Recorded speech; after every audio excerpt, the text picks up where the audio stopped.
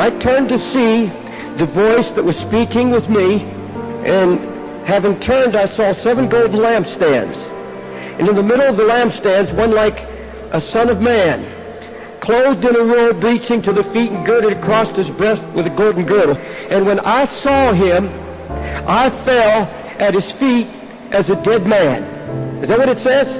Do you know who's saying that? That's the same man, that's the same John who used to lay his head on his bosom. He was a beloved. When he saw him in his humanity, he had that close as he could lay his head right on his breast. He could speak and commune with him in this way. And this is the same Christ. But John doesn't recognize him in his holiness. What is there that Jesus sees in the church? What is there that makes his eyes flame as fire?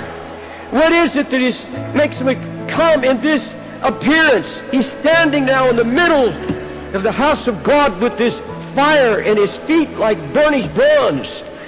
And John, who knew him well, John, who laid his head on his bosom, now falls on his face. You know, it's one thing to know Jesus as his humanity. It's another thing to know him in his holiness. Even Daniel says, I was left alone and I see this vision and no strength was left in me. All my natural color turned to a deathly pallor. Isaiah 6, the year King Uzziah died, then I saw the Lord sitting on a throne, lofty and exalted, with the train of his robe filling the temple. These seraphim can't even look at the holiness. They've got to cover their eyes. It's so bright. It's so awesome. They cover it. They cover their feet as if they cover their shame. They're just trying to shield themselves from this awesome holiness. And one called out to another and said, Holy, holy, holy is the Lord of hosts. The whole earth is full of his glory. God's been impressing about this, that he's trying to get his glory into us. And that glory is a vision of his holiness. His awesome holiness in a day of declension, in a day of backsliding, a day of hypocrisy, a day of soft preaching. God says, I'll have a holy people. I'm going to reveal my holiness. You read the 5th chapter, that great prophecy of Isaiah. Nobody could prophesy like he does in the 5th chapter of Isaiah if he wasn't a man of God. He had a heart that was after God. He was crying out against the darkness. You look at it, you read verse 20. What are those who call evil good and good evil, who substitute darkness for light and light for darkness, who substitute bitter for sweet and sweet for bitter? He knew sin. He marked sin in the nation. He saw the sin in the land. But now he sees the vision of the holiness of Jesus. And listen to what he says. Woe is me, for I'm ruined. You just heard it. I'm devastated, because I'm a man of unclean lips, and I live among a people of unclean lips. For my eyes have seen the King, the Lord of hosts. Then one of the seraphim flew to me with a burning coal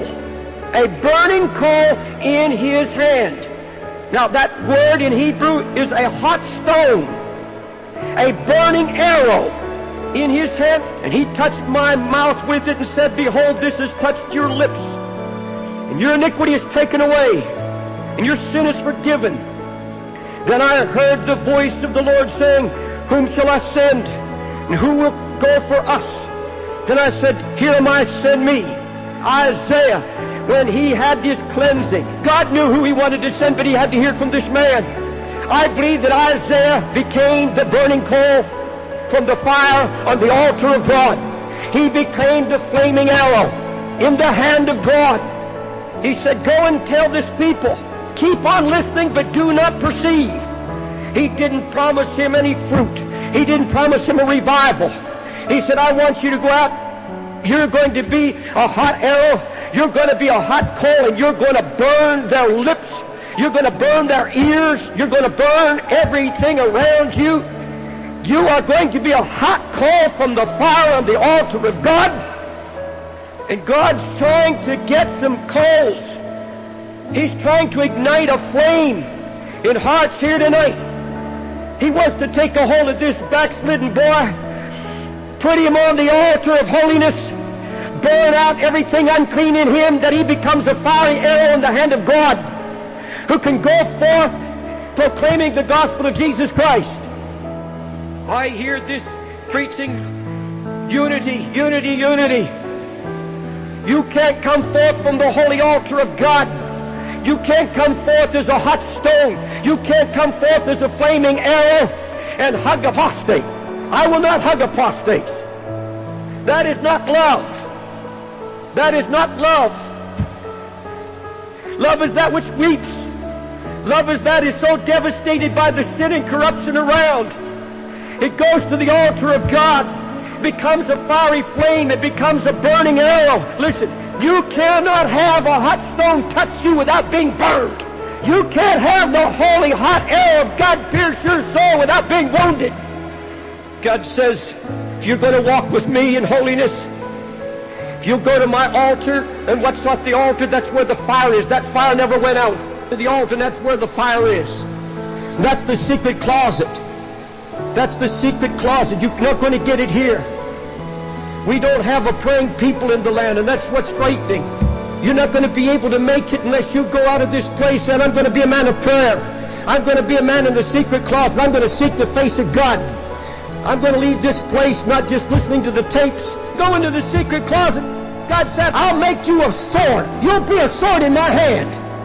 God's looking for hot coals, burning coal in his hand, which he took from the altar with tongs. And everything that coal touches is cleansed. That's Christ in us. Lord Jesus, we bow humbly before you. We want to see more and more of your majesty and holiness. We want to bow our knees before you and say, Lord Jesus, heal us of our backslidings. Heal us, O Lord, of our lethargy. You've been calling us, Lord, to lament. You've been calling us to wake up. You've been calling us to kick the burden of the Lord.